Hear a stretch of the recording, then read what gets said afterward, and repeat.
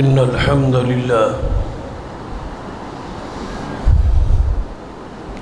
نحمده ونستعينه ونستغفره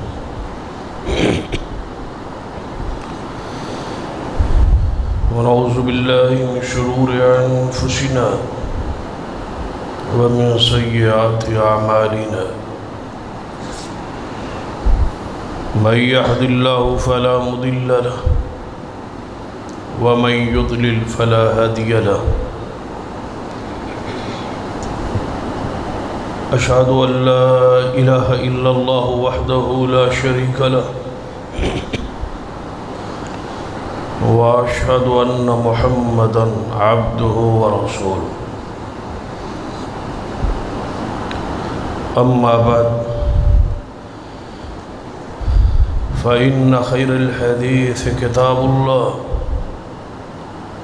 وخير الهدي هدي محمد صلى الله عليه وآله وسلم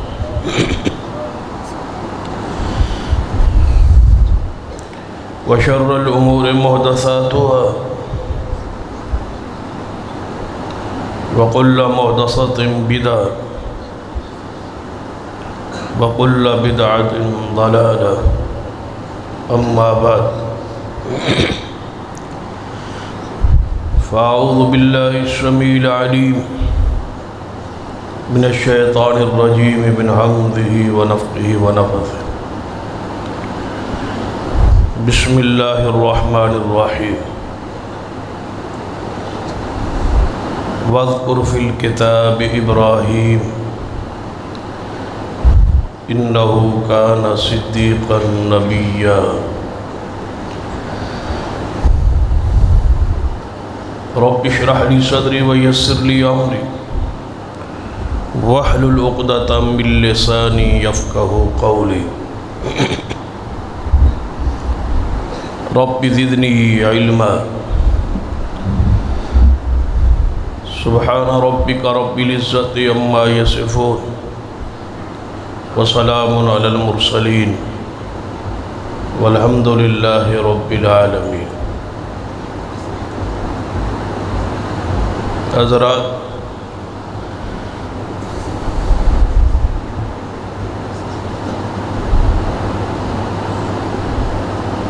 ماہ ذی الحج شروع ہونے والا ہے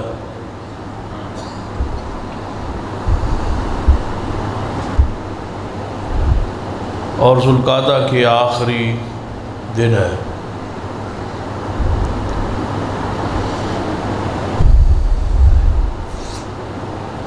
ذی الحج کے پہلے 10 دن انتہائی فضیلت اور عظمت والے دن.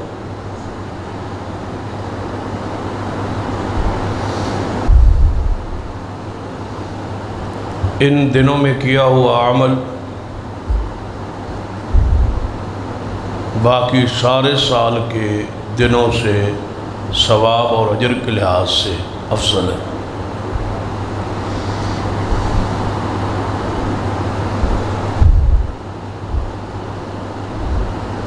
ان ایام میں سب سے روحانی جو عبادت ہے وہ تکبیرات ہے.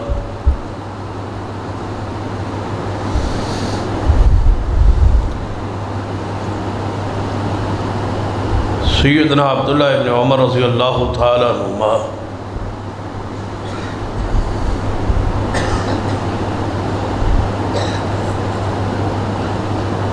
ذو الحجہ کے شروع ہونے سے ہی پہلے دن سے ہی تکبیرات پڑھنا شروع کر دیں.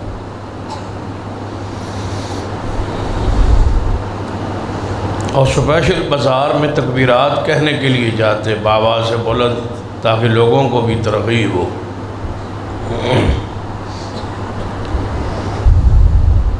آتے جاتے تکبیرات کہتے. ان دنوں میں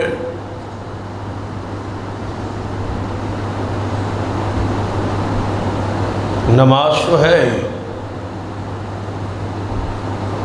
لیکن تکبیرات کے ساتھ ان دنوں کی عبادت کو مزین کرے.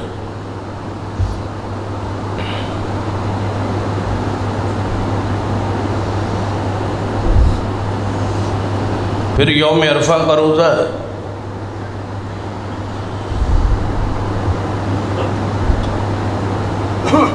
جو 1 سال گزشتہ اور 1 سال آئندہ کے گناہوں کا کفارہ ہے۔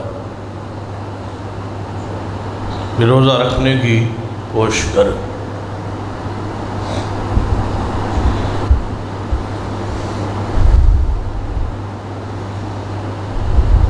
اور پھر سب سے بڑی عبادت جو ہے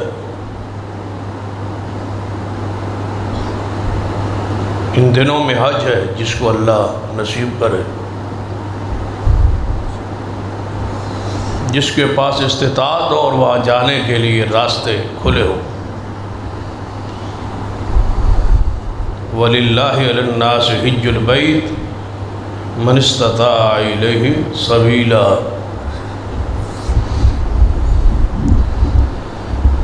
اللہ تعالیٰ سے دعا کریں کہ اللہ تعالیٰ بیت اللہ کے راستوں کو کھول دے اور آسان فرما دے۔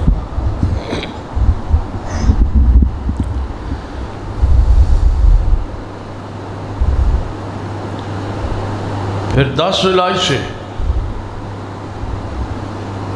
سب سے اہم اور بڑی عبادت جو ہے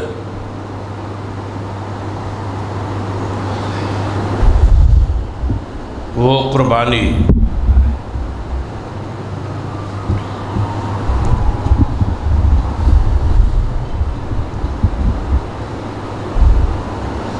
نبی رحمت صلی اللہ علیہ وسلم کی حدیث ہے کہ جس بندے کے پاس قربانی کی طاقت استطاعت ہو پھر بھی قربانی نہ کرے تو ایسا شخص ہمارے ساتھ عیدگاہ میں عید پڑھنے کے لیے نہ آئے۔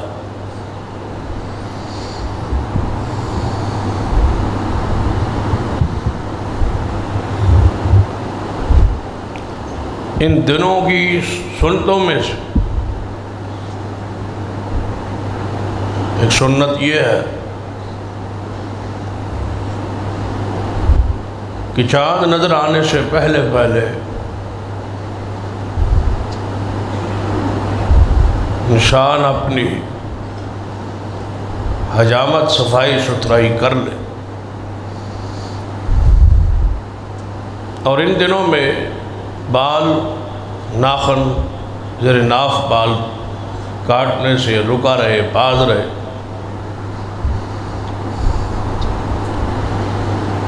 تو اللہ تعالیٰ ایسے شخص کو پوری قربانی کا ثواب دے۔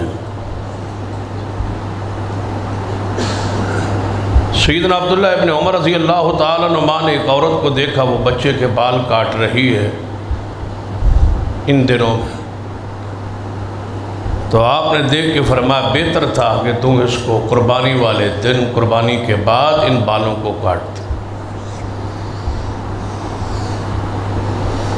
تو اس حدیث سے یہ واضح ہو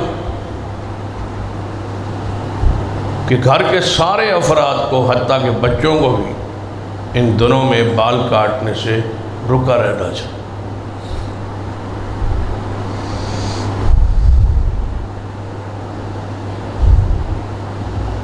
قربانی بے داغ ہو، اللہ کی رضا ہو، نیت درست ہو، عقیدہ درست ہو،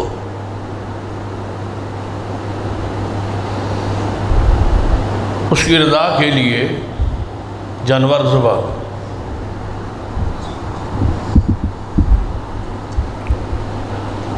ریا، نمود و نمائش، گوشت کھانے کی نیت نہ ہو، اللہ کی رضا کی نیت۔ قربانی ایک مستقل عبادت ہے، اس کا کوئی اور بدل نہیں ہے کہ بندہ کہے کہ میں پیسے صدقہ کر دوں، کسی غریب سے تعاون کر دوں، قربانی نہ کرو۔ یاد رکھیے یہ عبادت ہے اور عبادت کا کوئی دوسرا بدل نہیں۔ اسی سنت کو زندہ رکھیں۔ ملحدین اور لبرل لوگ اتنے سارے جانوروں کی ذبح پر پریشان ہیں، اور عوام الناس کو یہ تاثر دیتے ہیں کہ اتنا بڑا پیسے کا ضیاع ہو رہا ہے، نعوذ باللہ۔ اس سے تو کئی غریبوں کے بہتر ہے کہ چولہے جلیں اور کھانے وانے کا راشن کا انتظام ہو، بجائے اس کے کہ قربانی دی۔ اگر آپ قربانی نہ کریں، اس کے پیسے آپ تقسیم کر دیں تو اتنا فائدہ نہیں ہے جتنا فائدہ معیشت کو، غرباء کو، مزدوروں کو، لوگوں کو قربانی کے جانور ذبح کرنے کا فائدہ پہنچتا۔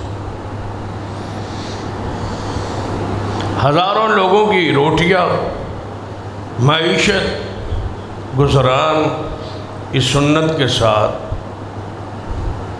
جڑا ہوا۔ ان زمینداروں سے پوچھ جو جانور پالتے، پھر ان بیوپاریوں سے پوچھئے جو جانور خریدتے ہیں،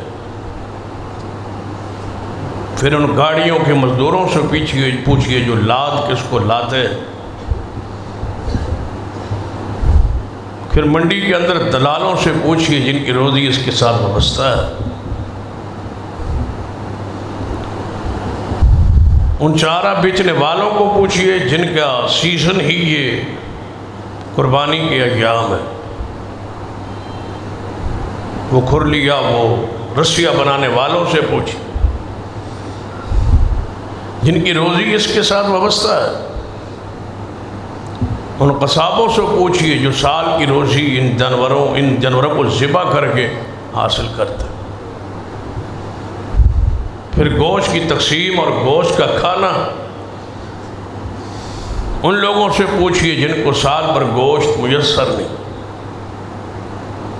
پھر قربانی کی کھالوں کے ساتھ کتنی معیشت اور کتنے چمڑے کی مصنوعات وابستہ ہے۔ جتنا آپ گنتے جائیں تو شاید جانور کے بدلے میں پیسے اتنے کام نہیں آئیں گے جتنے جانور کی قربانی کے ساتھ لوگوں کے کاروبار وابستہ ہے۔ یہ ایک سنت نبی رحمت صلی اللہ علیہ وسلم، یہ سنت ابراہیمی ہے، اور ابراہیم علیہ السلام نے قربانی کو پیش کیا تھا، آپ کے پورا واقعہ علم ہے۔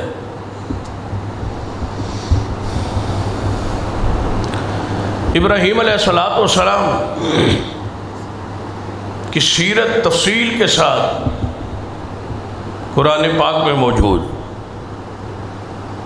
یہ وہ شخصیت ہے جن کی نسل پاک سے ہزاروں انبیاء پیدا ہو۔ ابراہیم علیہ السلام کی سیرت کو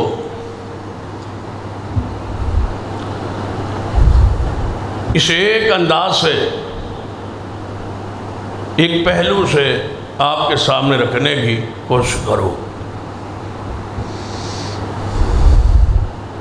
قربانی کے مسائل اکثر آپ سنتے اور پڑھتے رہتے، یاد دہانی کے لیے چند بیان بھی ہو چکے کہ جانور قربانی کا دھندہ ہونا شرط ہے،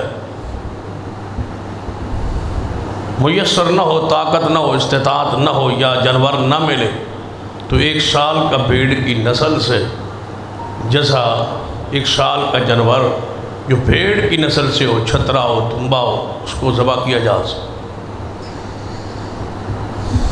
اس کا بے عیب ہونا ضروری۔ کان کٹا نہ ہو، کان میں گول سوراخ نہ ہو، سینگ ٹوٹا ہوا نہ ہو، لنگڑا نہ ہو، کانا نہ ہو، اور اتنا کمزور نہ ہو کہ اس کی ہڈیاں نظر آئے۔ یہ سارے مسائل احکام آپ میں سے اکثر احباب کے علم میں ہر سال سنتے بھی ہیں، پڑھتے بھی ہیں، بیان ہوتا رہتا۔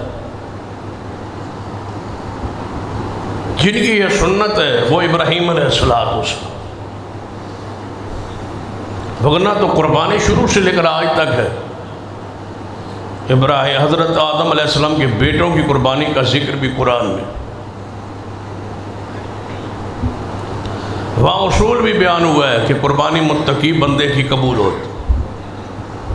آپ اگر صاحب تقوی ہے تو اللہ کا شکر ادا کیجیے کہ آپ کی قربانی قبول، اور اگر صاحب تقوی نہیں ہے تو پھر اپنے اندر تقوی پیدا کرنے کی، وہ صلاحیت پیدا کرنے کی کوشش کرے کہ اللہ آپ کے اعمال کو قبول فرمائے۔ متقی ہونے کے لیے شرط ہے کہ بندہ نماز کا پابند ہو۔ بے نماز جو ہے وہ متقی نہیں ہو سکتا۔ ھدی للمتقین الذین یؤمنون بالغیب ویقیمون الصلاۃ ومما رزقناہم ینفقون۔ قرآن پاک نے خود تعریف کی ہے، وضاحت کی ہے، تشریح کی ہے، تفسیر کی ہے کہ متقی ہے ہی وہ جو ہے پر ایمان لائے اور نماز پڑھے اور زکوٰۃ دے۔ زکوٰۃ تو دیتا نہیں، قربانی کرتا ہے، تو کیسے سمجھ لیا جائے کہ یہ اللہ کی رضا کے لیے کر رہا؟ اگر رضا الہی مقصود ہوتی تو زکوٰۃ تھی فرض، اس کو ادا کرتا۔ ہاں اگر اس کا مال نصاب کو نہیں پہنچتا، قربانی کی طاقت استطاعت ہے تو کرے، لیکن مال اگر نصاب کو پہنچے تو پہلے زکوٰۃ ہے، اس کے بعد قربانی۔ ابراہیم علیہ السلام کو حکم ہوا بیٹے کی قربانی کی، تو تاریخ حیران ہے کہ ابراہیم علیہ السلام اپنے بیٹے کو ذبح کرنے کے لیے تیار ہو، جس کا بدل اللہ نے اس قربانی کی صورت میں دیا، اور جس کو قیامت تک زندہ رکھنے کا اللہ نے ابراہیم علیہ السلام سے وعدہ کیا۔ وَتَرَكْنَا عَلَيْهِ فِي الْآخِرِينَ، اے ابراہیم تیرے ذکر کو، تیری صدا کو، تیری سنت کو ہم قیامت تک پچھلوں میں چھوڑ دیں گے اور سنت بنا دیں۔ کوئی قربانی کی سنت کو مٹانا بھی چاہے یہ مٹ نہیں سکتی، کیونکہ اللہ نے قیامت تک زندہ رکھنے کا ابراہیم صلی اللہ علیہ وسلم سے وعدہ ہو چکا، اور اللہ تعالیٰ اپنے وعدوں پر پورا کرنے پر قادر۔ وہ کمزور تو ہے نہیں نعوذ باللہ کہ وہ وعدے پورے نہ کر سکے۔ تو ابراہیم علیہ السلام کے بہت سارے اوصاف، صرف ایک وصف کہ آپ نے اپنی ہر دعا میں اور اپنے ہر نیک عمل میں اپنی اولاد کو ساتھ ساتھ رکھا، یہ ان کا وصف۔ اللہ تعالیٰ نے بشارت دی، انی جاعلک للناس اماما، اے ابراہیم ہم آپ کو انسانیت کا امام بنانے لگے۔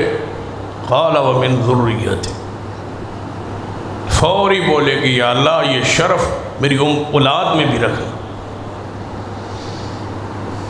اور پھر وعدہ ہوا کہ اے ابراہیم اب جتنے نبی آئیں گے تیری اولاد میں سے ہی آئیں۔ اسحاق علیہ السلام کی لڑی کو دیکھے، اسماعیل علیہ السلام کی لڑی کو دیکھے، حتیٰ کہ محمد رسول اللہ صلی اللہ علیہ وسلم بھی آپ کی آل اولاد میں سے۔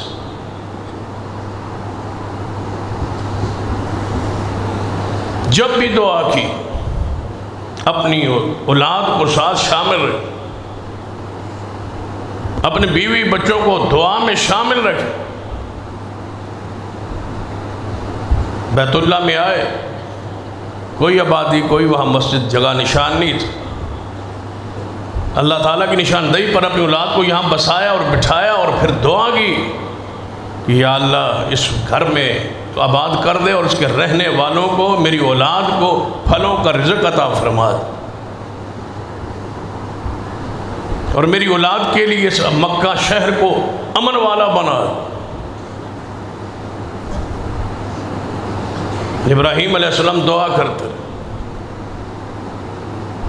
تو پھر اس دعا کا نتیجہ ہے کہ آپ کی اولاد فرما بردار نکلی۔ اسحاق علیہ السلام کی سیرت کو پڑھیے اور اسماعیل علیہ السلام کی سیرت کو پڑھیے۔ فرمایا اسماعیل علیہ السلام کے حوالے سے، یا بنی انی ارا فی المنام انی اذبحک فانظر ماذا تری، اے بیٹے خواب میں آپ کو ذبح کرتے دیکھتا ہوں، آپ کی رائے، آپ کا خیال کیا ہے؟ قال یا ابت افعل ما تؤمر ستجدنی انشاءاللہ من الصابرین۔ ابا جی جو حکم ہے کر گزرو، آپ دیکھیں گے مجھے صبر کرنے والوں میں آپ پائے۔ اور صبر کر کے دکھایا ہے۔ پھر اسماعیل علیہ السلام رب سے مانگا ہی نیک تھا، اللہ نے دیا ہی نیک بھی ہے اور حلیم بھی ہے، برداشت والا بھی ہے، صبر والا بھی ہے، خود بھی نمازی اور آگے اولاد کو نماز پڑھنے کا حکم دینے والا اسماعیل۔ وَاذْكُرْ فِي الْكِتَابِ اسماعیل، قرآن پاک میں ذکر ہے سورہ مریم میں کہ ذرا محبوب اسماعیل علیہ السلام کا ذکر اپنی امت کو سکھائیے کہ لوگوں کو اپنے گھر والوں کو نماز کا حکم دیتا تھا، سوادے کا پکا تھا اور میرا رسول تھا۔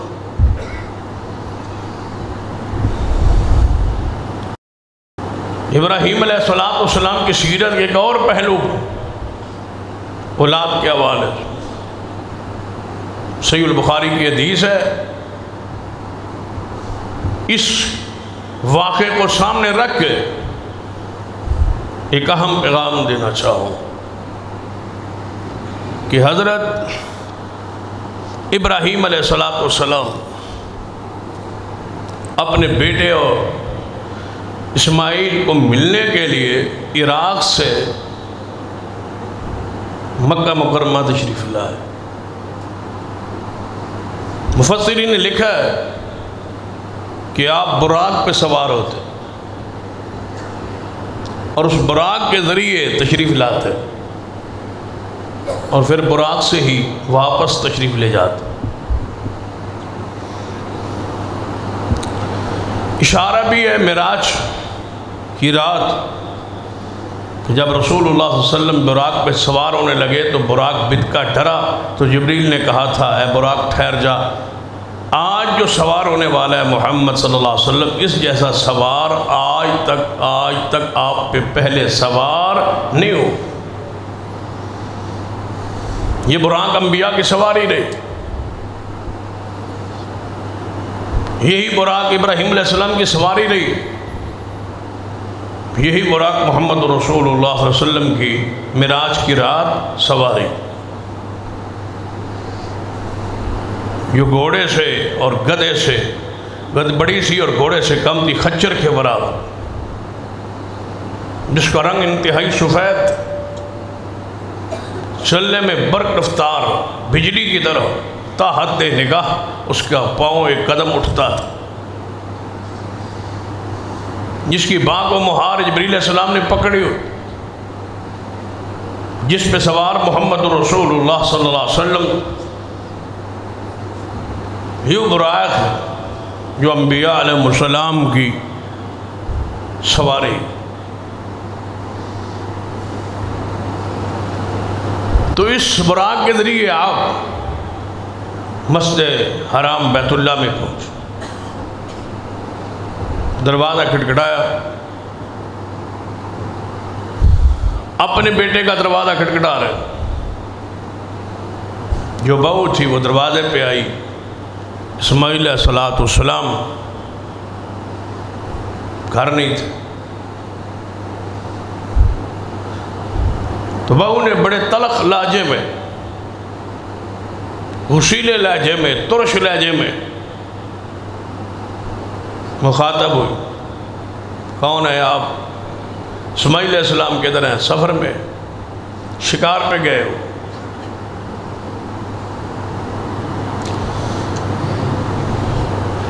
فرمایا گزران کیسے ہو رہی؟ دروازے پر ہی بات شروع ہو گئی، بٹھایا نہیں، اندر نہیں لے کے گئی، وہی بات شروع ہو۔ تلخ مزاج کی خاتون،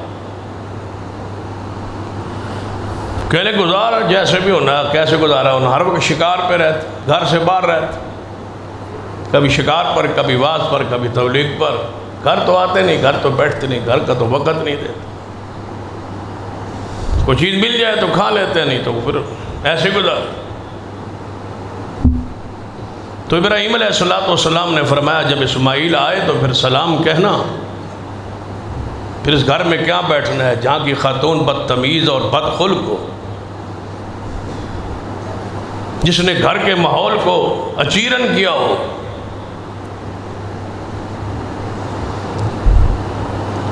فرمایا ان کو سلام کہہ دینا اور کہہ دینا کہ اپنی گھر کی چوکاٹ کو بدل لو۔ یہ پیغام دے۔ ابراہیم علیہ السلام واپس مڑے، تشریف لے گئے۔ اسماعیل علیہ السلام آئے،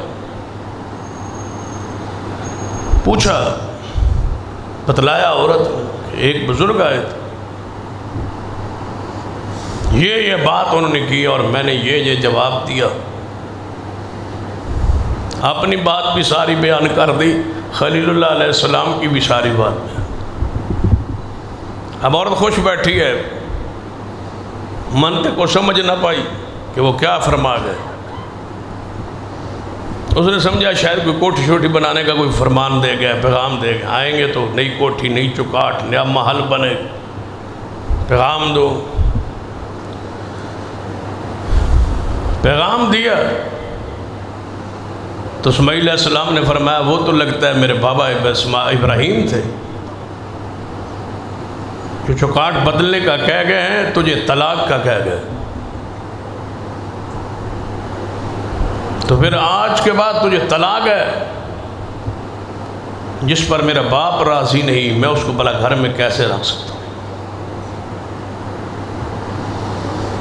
جس کے خلق سے، جس کے حسن اخلاق سے اور جس کی میٹھی زبان سے میرا باپ بھی محفوظ نہیں، تو پھر کیا رکھنا ہے تجھے؟ میرے باپ کا حکم ہے، تجھے طلاق۔ یہ تفسیر صحیح البخاری میں، طلاق ہوئی، نیا نکاح ہوا، دوسری دلہن گھر لائے، ابراہیم علیہ السلام پھر تشریف فرماؤ، دروازہ کھٹکھٹایا، اللہ کا امر، اسماعیل علیہ السلام پھر گھر موجود، دروازے پہ آئیں، ابراہیم علیہ السلام کو دیکھا، حسن اخلاق سے، میٹھی زبان سے پیش آئی اور فرمایا، پوچھا گیا کہاں ہے اسماعیل؟ فرمایا سفر میں ہے، شکار میں۔ پھر گزران کیسا ہو رہا ہے؟ فرمایا بہت اچھا،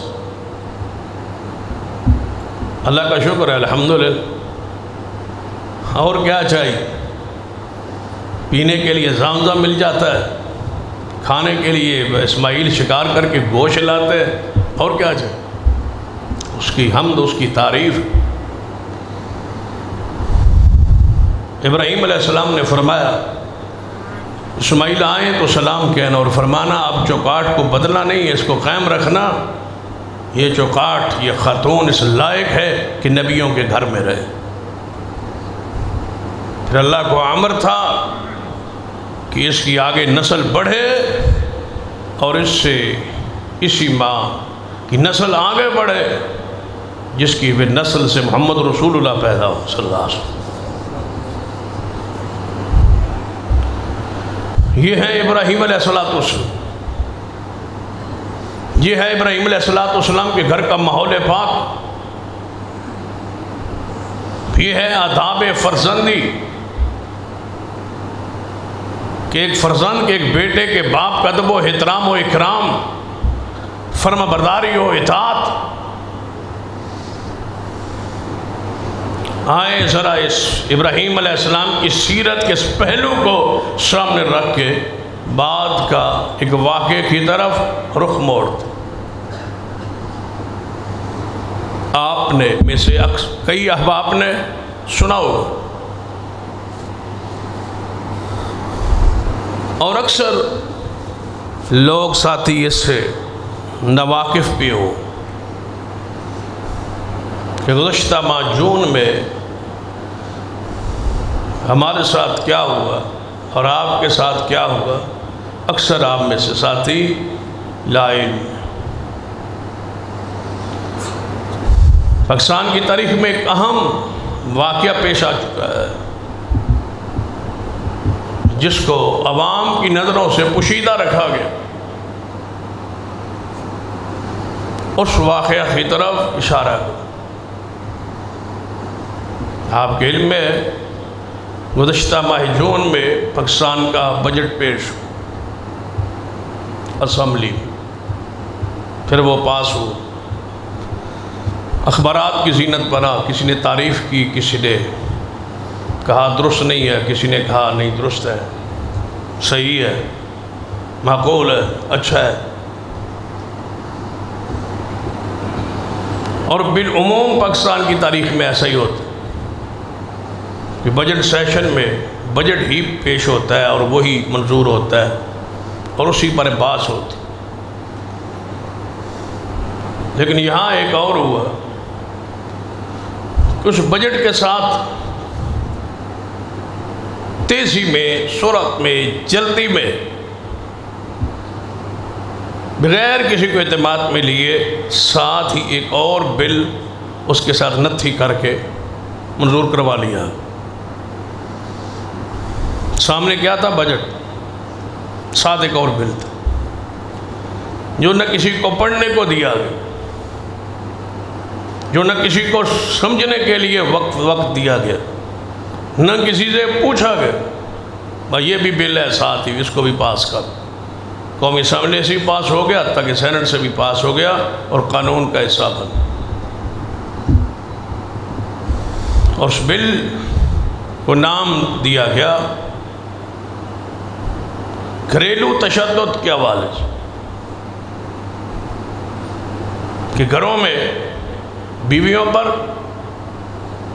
بہنوں اور بیٹیوں پر، بیٹوں پر باپ تشدد کرتا ہے، اس کو روکا جائے۔ اس بل کو منظور کر لیا گیا ہے، قانون کا بھی حصہ ہے۔ ظاہری طور پر ایاک نعبد و ایاک نستعین ہے اور ریاست مدینہ ہے، اندر کے حالات و واقعات دیکھیں کیا ہے۔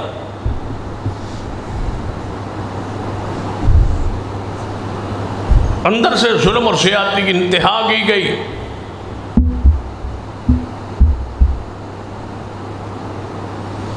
اور جو کچھ اس میں لکھا گیا ہے،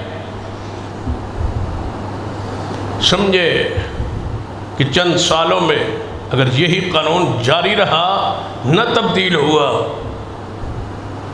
تو یہ یورپ ہوگا اور وہی معاشرہ کا عکس یہاں نظر آئے۔ پہلے بھی کمی نہیں تھی، لیکن اس میں قانوناً اس کو تحفظ دیا۔ اب کیا ہے اس قانون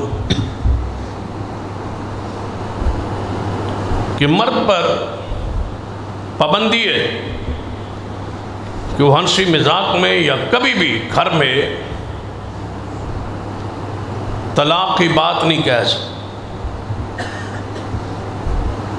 عورت کو دھمکی نہیں دے سکتا اگر ایسا ہوا تو میں طلاق دے دوں۔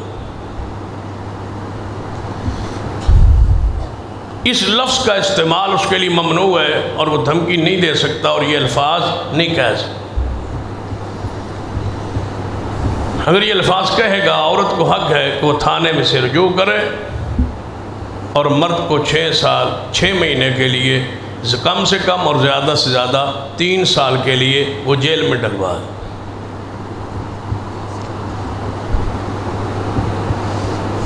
سیرت ابراہیم کی روشنی میں، اس گھر کے ماحول کی روشنی میں، ذرا اس بل کی نظر عمیق سے دیکھیے اور پڑھیے اور سنیے۔ مرد پر لازم ہے کہ لفظ طلاق وہ نہیں کہہ سکتا، دھمکی کے طور پہ، تنبیہ کے طور پہ اس لفظ کا استعمال ممنوع، جبکہ حدیث ہے سیدہ حفصہ رضی اللہ تعالیٰ عنہا ام المومنین نے رسول اللہ نے ذکر کیا کہ میں آپ کو طلاق کہہ دوں۔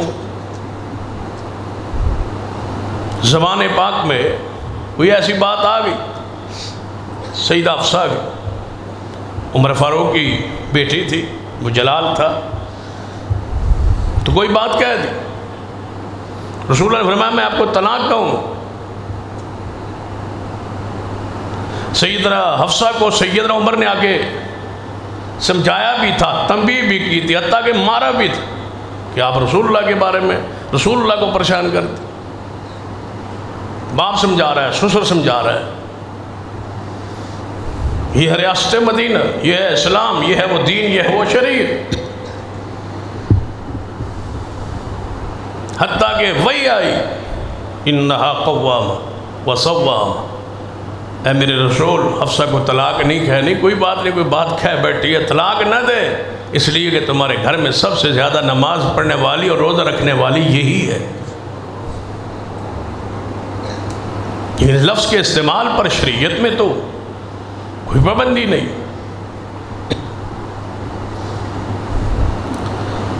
ساتھ ہی دوسری شادی کا تذکرہ اسی قانون میں جو پاس ہو چکا ہے، صدر کے دستخط باقی، جس سے باضابطہ وہ قانون کا حصہ بنے۔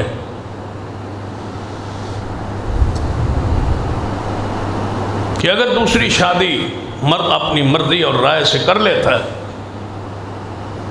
جو کہ شریعت نے اس کو حق دیا، شریعت اس کو اجازت دیتی، 2 کرے 3 کرے 4 کرے، شریعت اس نے اجازت دی۔ اخلاقی طور پر اپنی بیوی سے پوچھے تو اس کی مرضی، بلکہ تاریخ میں، اسلامی تاریخ میں محدثین لکھتے ہیں صدیق کی اتنی بیویاں تھیں، سیدنا عمر کی اتنی ازواج تھیں، حضرت عثمان نے اتنی شادیاں کی، حضرت علی کے بارے میں آتا ہے سیدہ فاطمہ الزہرا کے بعد، وفات کے بعد 18 شادیاں، سیدنا حسن ابن علی کی شادیوں کا ذکر آتا۔ تو جس نبی کی ہم امتی ہے، ہماری مائیں کتنی ہیں؟ 11 حضور کی ازواج مطہرات۔ تو اس کے بعد کوئی گنجائش رہ گئی ہے کہ اس مسئلے پر کوئی بحث اور ذکر ہو؟ لیکن یہاں اگر ایسا ہوا، ایسا مرد کرے، تو اس کے ہاتھ میں کڑا ہوگا کہ یہ مجرم ہے، 1 لاکھ جرمانہ ہوگا، 6 ماہ کم سے کم سزا، اور زیادہ سے زیادہ 3 سال تک سزا ہو۔ بیوی بچے گھر ہوں گے، ابا جی دوسری شادی کے بدلے تھانے ہو۔ یہ قانون ہے جو اس جون میں پاس کیا گیا، جس کی خبر بھی نہیں ہونے دی، رائے تو دور کی بات ہے، خبر بھی نہیں ہونے دی، اور ساری سیاسی جماعتوں کی 2 نمبری، بے حیائی اور بے دینی دیکھیے، کوئی ایک جماعت کا فرد بھی نہیں بولا، سارے راضی تھے۔ اس حمام میں سارے نے، سوائے چند مذہبی قائدین کے اور مذہبی جماعتوں کے لیڈران کے، یا ہماری جماعت کے قیادت تھی، ہمارے امیر محترم ناظم اعلیٰ، یا جمعیت علماء اسلام کے ایک عالم تھا، یا جماعت اسلامی کے ایک رکن تھے، سوائے 4-5 بندوں کے پورے اسمبلی میں اور سینٹ میں کوئی بولنے والے، سب کہتے تھے ٹھیک ہے منظور کرو۔ اپوزیشن حکومت کی ہر بات کی مخالفت کرتی ہے، یہاں سارے ایک تھے، مذہب کے خلاف، دین کے خلاف، شریعت کے خلاف، تہذیب کے خلاف، سارے ایک کہ یہ تباہ ہونی چاہیے، یہ برباد ہونا چاہیے۔ اور کیا ہوا اس وجہ؟ اس بل میں۔ تیسری بات، بیوی پر تشدد نہیں ہو، اسلام بھی اس کی حوصلہ شکنی کرتا ہے، لیکن اسلام یہ حد تک اس کی اجازت بھی دے کہ اگر بیوی آپ کی نافرمانی کرتی اور بد اخلاقی کرتی، آپ اس کو سمجھانا چاہتے ہیں، قرآن کہتا ہے فَإِذُوهُنَّ، نصیحت کرو، بات کرو، سمجھاؤ، نہیں سمجھتی، خود قرآن کہتا ہے کہ اس سے الگ ہو جاؤ، بستر الگ کر، یہ سزا ہے، ایک تعلیم، اسے اپنے بستر کو الگ کر، یہ اس کی سزا ہے اخلاقی طور پر۔ اگر اس سے بھی باز نہیں آئی، تادیب نہیں ہوئی، تو قرآن کیا کہتا ہے؟ کسی میں ہے جرأت کہ یہ قرآن کے الفاظ نکالے نا اعوذ باللہ قرآن سے؟ قرآن کہتا ہے وَاضْرِبُوهُنَّ۔ تیسری صورت اسلام نے کہا پہلے نصیحت کے بعد نہیں سمجھ آئی تو بستر کی علیحدگی، اگر اس سے بھی وہ سمجھ نہیں پائی وَاضْرِبُوهُنَّ، قرآن کہتا ہے اس کو مارو، ضرب مارو۔ پھر رسول اللہ نے اس آیت کی اس جملے کی تشریح کی، فرمایا چہرے پہ نہ مارنا، یہ قرآن نے روکا نہیں ہے، حدیث نے روکا، چہرے کو بچا لو، نرم و نازک جگہوں کو بچا لو، اتنی مار نہ مارنا جس سے نشان ہو اور اس کا حلیہ بگاڑ دے۔ فرمایا نہیں، نصیحت کے لیے، تادیب کے لیے۔ اور یہ بات سن لیں، یہ تو شریعت ہے، قانون ہے، وحی ہے، قرآن ہے، لیکن فطرت بھی یہ تقاضا کرتی ہے کانٹ چھانٹ کا، فطرت کے بھی یہ قانون خلاف۔ بتاؤ کانٹ چھانٹ کے بغیر کوئی چیز درست ہوتی ہو تو مجھے بتا دو۔ کیا یہ جو جس قالین پر آپ بیٹھے اس کی کانٹ چھانٹ نہیں ہوئی اس حالت پہ پہنچنے کی؟ جن پکھوں کے نیچے بیٹھے ہیں کیا ان کو ڈائیوں میں نہیں ڈالا گیا، کانٹ چھانٹ نہیں ہوئی آپ کو ہوا دینے؟ جن درختوں کی چھاؤں میں بیٹھتے ہو کیا اس کی کانٹ چھانٹ کر کے اس تعمیر اور حسن پر نہیں لیا جاتا؟ جس ممبر پہ میں کھڑا ہوں کیا اس کو کانٹ چھانٹ کے نہیں بنایا گیا؟ ایسے یہ ممبر بن گیا، خود بخود بن گیا کانٹ چھانٹ کے بغیر، اس میں تو کیل ٹھونک کے یہاں اس کو حسن و مقام دیا گیا۔ تعمیر تنقیح کے بغیر فطرت الہی کے ہی خلاف ہے کہ کوئی چیز اپنے عروج کو پہنچ۔ کیا نبیوں سے بکریاں نہیں چروائی؟ اتنے عروج دینے کے لیے صحیح البخاری کی حدیث ہے، نبی علیہ السلام کوئی نبی ایسا نہیں ہے جس نے بکریاں نہ چرائی ہوں، حتیٰ کہ میں محمد مصطفیٰ نے بھی بکریاں چرائی۔ کیا رسول اللہ پر دکھ و تکلیف و مصائب نہیں آئے؟ بغیر تنقیح کے، بغیر کانٹ چھانٹ کے کبھی کوئی چیز حسین نہیں بنی۔ فطرت کے بھی یہ خلاف ہے، عقل کے بھی یہ خلاف ہے، قرآن اور حدیث اور دین کے بھی خلاف۔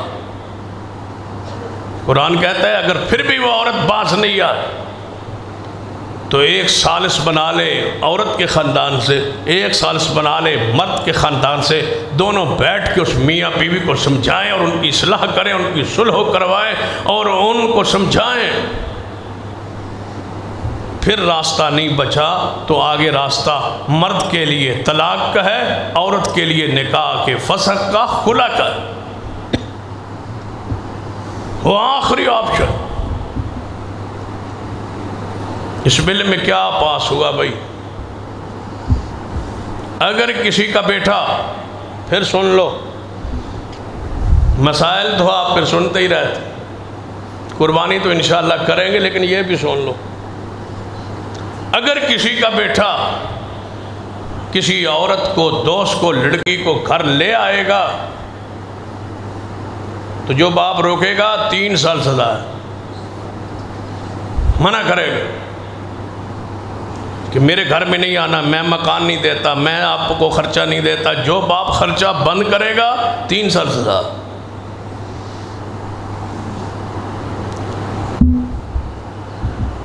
ہر بچے کو حق حاصل ہے کہ جس مرضی لڑکی کے ساتھ اس کا تعلق ہو اس کو گھر لائے، اس کو باپ روک نہیں سکتا، روکنے پر 3 سال سزا ہے۔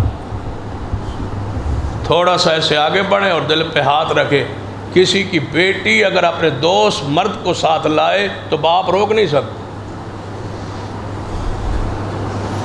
اس کو حق ہے، اپنا فیصلہ کرنے کا حق ہے، وہ بالغ ہے، وہ عاقل ہے، وہ شعور والی ہے، وہ جس کے ساتھ مرضی جائے، جس کو مرضی لائے، باپ نہیں روک سکتا۔ پھر کیا ضرورت ہے بھائی نماز روزے حج زکوٰۃ اور ممبر اور یہ ساری چیزیں ختم نہیں ہوگی ریاست مدینہ میں؟ یہ قانون بن گیا ہے۔ بیٹے کو اور بیٹی کو جذباتی گفتگو کر کے باپ، جس سے وہ اس کی طبیعت پریشان ہو اور غصے میں آئے، باپ ڈانٹے، ڈانٹ کے بیٹے کو سمجھانا باپ کے لیے ممنوع ہے۔ ایسا کرے گا تو سزا ہے۔ یہ قانون بجٹ سیشن میں پاس ہو چکا ہے، جو واردات ہونی تھی آپ سے قوم سے ہو چکی ہے۔ مجال ہے کسی میڈیا کے اندر اس کو آنے دیا گیا ہو، اب میڈیا پر آنے لگا ہے، جب مہینہ گزر گیا ہے، قانون بن گیا ہے، اب میڈیا پہ وہ چلا ہے۔ بجٹ کے شور شرابے میں اس لیے تو وہ اسمبلی میں لڑتے تھے تاکہ یہ قانون ذکر ہی نہ ہو، اس لیے وہ ایک دوسرے کے ہاتھ پناہ کرسیاں مار رہے تھے، زخمی کر رہے تھے۔ شور اتنا تھا کہ پاکستان کی تاریخ میں پارلیمنٹ اتنا شور نہیں ہوا، اسی بدماشی میں یہ شور تھا۔ جو منظور کروایا اس پر بانس ہی نہ ہو، اتنا شور ہو کہ بات کسی کی سنائی نہ دے، بس پاس ہو جائے۔ وہ NGOs جو ملک میں کام کر رہی ہے، انہوں نے یہ منظور کروا کے، بیرونی ایجنڈا منظور کروا کے اس کے بدلے کتنا نوازا ہے، یہ الگ بات۔ اب بتائے گھر اجڑیں گے نہیں اجڑیں؟ گھروں میں لڑائیاں ہوں گی یا نہیں ہو؟ بھائی کو بہن کو روکنے کا حق نہیں، بہن کو بھائی کو روکنے کا حق نہیں، باپ بیٹے کو نہیں روک سکتا، بیٹے کو نہیں روک سکتا، حتیٰ کہ ان سے تلخ بات نہیں کر سکتا، جذباتی بات نہیں کر سکتا، حتیٰ کہ قانون میں لکھتا ہے گھور کے دیکھ نہیں سکتا، غصے کی نظر سے دیکھ نہیں سکتا، کیونکہ اس سے وہ بیٹی جو ہے وہ نرم دل ہوتی ہے تو اس کے دل کو تکلیف نہ پہنچے، لہذا دیکھ نہیں سکتا۔ غیر سو سکتا ہے، کیا کہوں اس پر بھائی؟ دوست اس کا اس کے ساتھ کمرے میں گھر میں رہ سکتا ہے، باپ روک نہیں سکتا، باپ صرف گھور نہیں سکتا۔ دوست لیٹا ہوا ہے، گھر میں آیا ہوا ہے، بیٹھا ہے، روک نہیں سکتا، باپ گھور نہیں سکتا، باپ پھر دیوس ہی ہے، وہ گھر میں رہ کیسا ہے؟ سیدھا بات کہو کہ باپ گھر سے دفع ہو جائے، خودکشی کر لے، مر جائے، ڈوب جائے۔ رسول اللہ نے فرمایا دیوس بندہ جنت میں نہیں جائے۔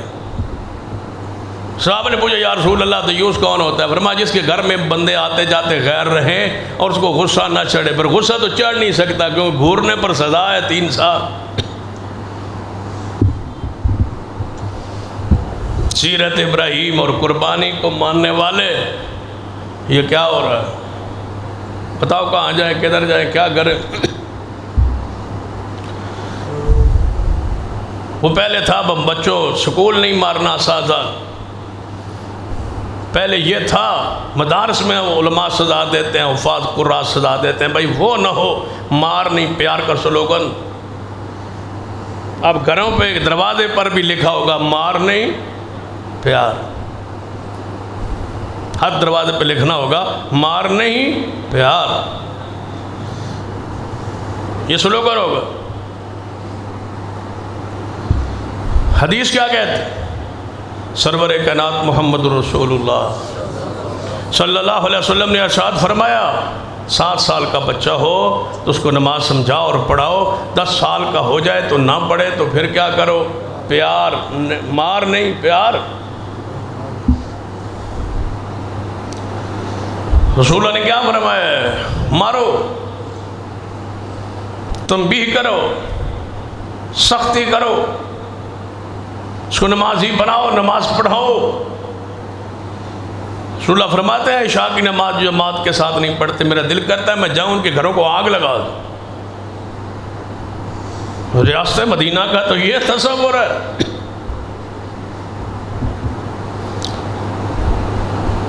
تم کہتے ہو، بند لوگ بھی کہتے ہیں جی اسلام میں سزا نہیں ہے، سختی نہیں ہے جی۔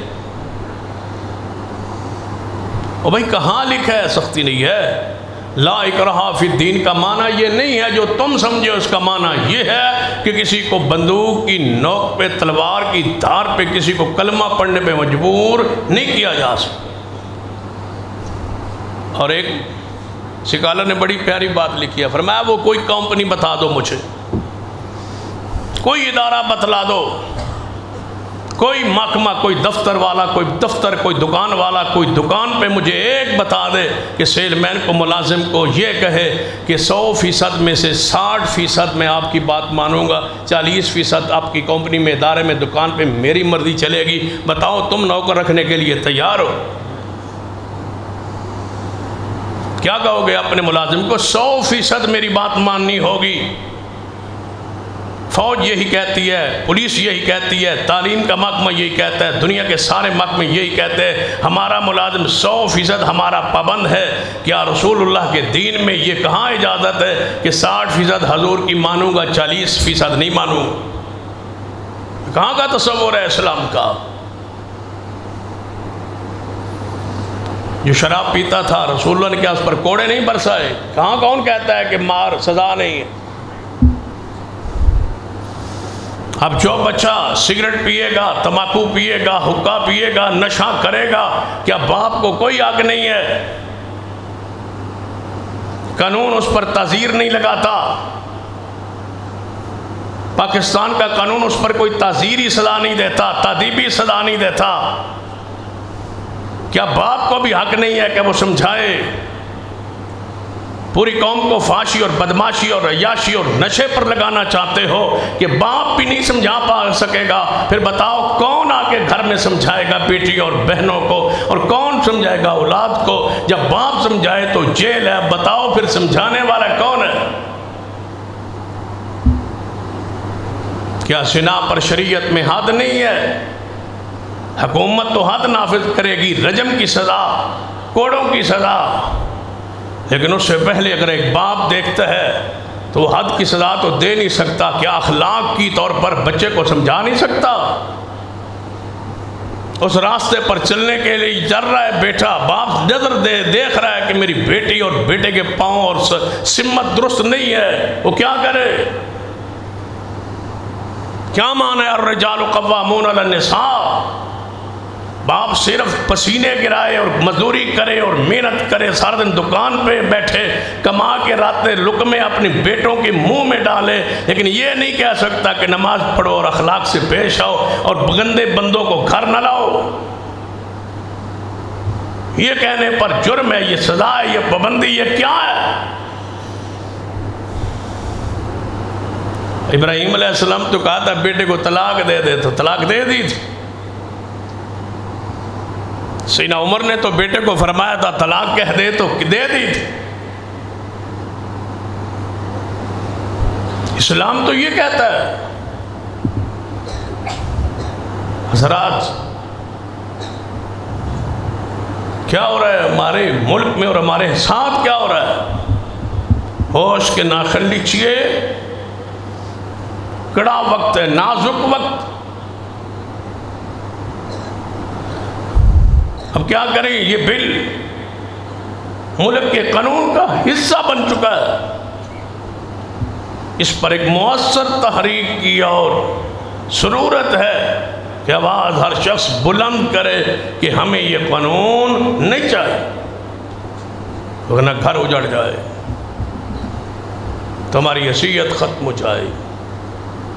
سوائے مزدور کے تمہاری کوئی حیثیت نہیں ہے کہ مزدوری لے آؤ اور کماؤ اور بیوی کو کھلاؤ، بیوی جہاں مرضی عیاشی کرے، بیٹیاں جہاں مرضی جائیں، بیٹے جہاں مرضی جائیں، تم کھاؤ اور جیو اور مرو اور اندر کڑو۔ تمہاری حیثیت کو ختم کیا جا رہا ہے، اسلام کے خاندانی نظام کو تباہ کیا جا رہا ہے۔ سزائیں پہلے نہیں تھی، اخلاقی تنبیہ کو بھی قانون کے خلاف اور شرع بنا دیا گیا۔ اور دوسری طرف بات آگے بڑھاتا ہوں، دوسرا واقعہ جو اس ہفتے میں پیش آیا اس کی طرف بھی فرض ہے، لازم سمجھتا ہوں کہ گفتگو کروں۔ آپ کے علم میں ہوگا کہ ایک بدبخت شخص، انتہائی ناپاک شخص،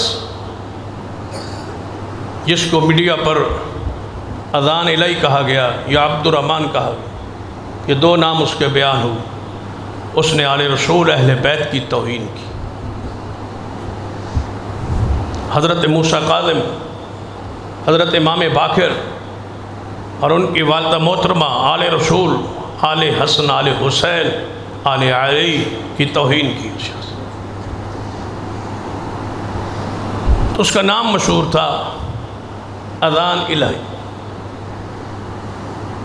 کون تھا ہمارے علم میں؟ کیا اس کا سٹیٹس تھا؟ کوئی پتہ نہیں۔ لیکن آپ جانتے ہیں اس نام کے ساتھ جو آخر پہ تھا اذان الہی، اس لفظ الہی کی وجہ سے اس کو جوڑا گیا علامہ سائن الہی ظہیر کی خاندان کے، کہ ان کے خاندانوں کے نام جو ہیں بچوں کے، ان کے بیٹوں کے نام الہی الہی آتا ہے، تو یہ بھی اسی کا خاندان کا ہوگا، لہذا بدتمیزی کی گئی، مذمت اس کی گئی، رد اس کا کیا گیا، برا اس کو کہا گیا، گالیاں اس کو دی گئی، اور ساتھ یہ جوڑ دیا گیا یہ کہ ابتسام الہی جو ظہیر ہے یہ ان کا بانجا یا ان کا دوست یا ان کا شاگرد یا ان کا ساتھ۔ انہوں نے واضح تردید فرمائی، وہ میں نہیں جانتا۔ آپ بتائیں اخلاقی طور پر ایک شخص میرا شاگرد بھی ہو، دوست بھی ہو، جانتا بھی ہوں، رشتہ دار بھی ہو، اور وہ اہل بیت کی توہین کرے تو پھر ہمارا تو وہ نہیں ہے، تعلق ٹوٹ گیا، رشتہ تھا وہ ختم ہے، نسبی رشتہ تو ہے، باقی اس کے ساتھ ایمانی روحانی رشتہ ٹوٹ گیا۔ کیا ابراہیم علیہ السلام کا باپ آزر کافر تھا؟ نسب کا تعلق موجود ہے، ایمانی رشتہ نہیں ہے۔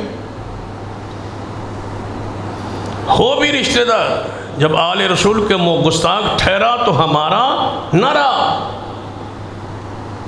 لیکن ظلم کی انتہا یہ کی جا رہی، پورے ملک میں شیعہ قیادت نے احتجاج کی کال کہ ہم اس بندے کو گرفتار کرنا چاہیے، ہم بھی کہتے ہیں کہ اس بندے کو گرفتار کرنا چاہیے، اس کی مذمت ہے، اس کو سزا دینی چاہیے۔ جو آل رسول کا گستاخ ہے وہ بھی مسلمان نہیں، اور جو صحابہ کرام کی توہین کرے وہ بھی مسلمان نہیں، سزا ہو، قانون حرکت میں آئے۔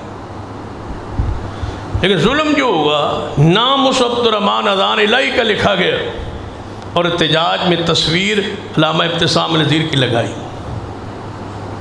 ہر بندہ دیکھ کے کہہ رہا ہے یہ بھائی یہ اذان الہی ہے، یہ ہے وہ عبد الرحمن جس نے توہین کی ہے، فوٹو نام ان کا، نام اس گستاخ کا، فوٹو ان کا، جتنا جعلی شناختی کارڈ ہوتا ہے نا، نام کسی اور کا، فوٹو کسی اور، نام اس کا ہے، فوٹو علامہ ابتسام کا ہے، تاکہ اس کو حساس بنا کے کوئی بدبخت کوئی انسان اٹھے اور ان پر حملہ آور ہو۔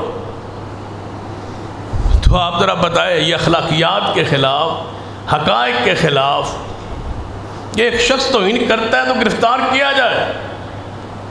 ہم آج بھی شیعہ کی عادت سے کہتے ہیں کہ جو حضرت قاسم اور موسیٰ کاظم ہمارے ائمہ ہے، ہمارے لیے واجب الاحترام ہے، ہمارے لیے واجب الاکرام ہے۔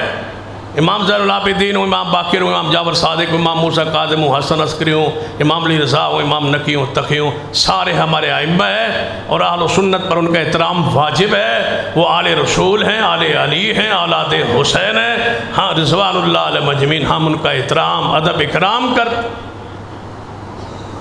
ان کے گستاخی کرنے والے شخص کے ساتھ برات کا اظہار کرتے، ہمارا ان سے کوئی تعلق نہیں، جو ہے اس کو گرفتار کر کے عبرتناک سزا دی جائے، لیکن اس کو مسلک اہل حدیث کے جوڑ کے اور قومی اور سیاسی ایک شخصیت جس کو ایک مقام جماعت میں حاصل ہے، معزز ترین، جن کے خاندان کا، جن کے باپ کا، جن کے سارے بیٹوں کا، بھائیوں کا عظمت اصحاب رسول اہل بیت پر ایک خاص کردار ہے، اگر ان کو حساس بنایا جائے تو یہ ہمارے لیے برداشت نہیں ہے۔ رات کو بھی میں نے یہاں دیکھا شاید سرگودا میں بینرز پہ نام اس شخص کا، فوٹو ابتسام علیہ زیر صاحب، اس فوٹو کو ہٹایا جائے، اس اصل مجرم کا فوٹو لگایا جائے، اور اس کو گرفتار کر کے سزا دلوائی جائے۔ ہم آپ کے ساتھ اکٹھا جلوس نکالنے کے لیے اس بندے کی مذمت کے لیے تیار ہے، لیکن اس شرط کے ساتھ کہ جب صحابہ کی توہین ہوگی تو تم بھی ساتھ چلو۔ جو آل رسول کی توہین کرے ہمارے نزدیک وہ مومن و مسلمان نہیں ہے، لیکن یہ نہیں اجازت دیں گے کرے کوئی اور برے کوئی، یہ نہیں دیں۔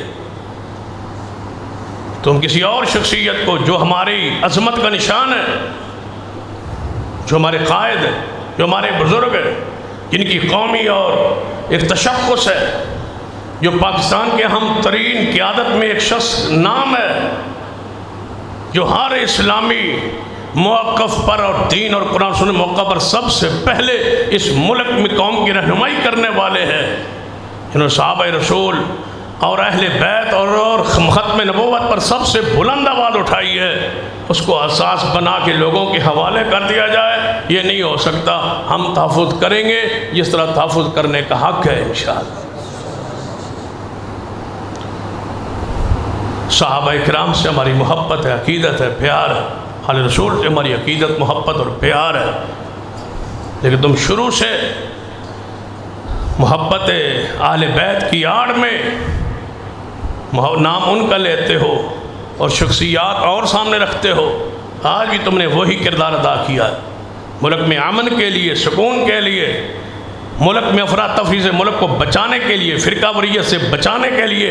آگے محرم الحرام آ رہا ہے، تمہیں نظر نہیں آ رہا کہ ہم اپنے معاملات کو کس طرف لے کے جا رہے ہیں؟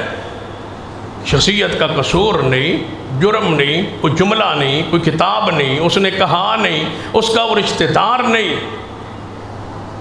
ویسے ہی بغیر جرم و قصور کے فوٹو لگا کے اور یہ ہے وہ گستاخ۔ لہذا ایسی سازش سے اجتناب کیا جائے۔ ہم اپنے علماء اور قیادت کا ہم اسی لیے ہے کہ ہم ان کی عظمت کا تحفظ کریں انشاءاللہ۔ آئیے آگے آخری بات جو آپ سے کہنا چاہوں کہ آپ کے علم میں ہے کہ ہمارے عظیم دوست،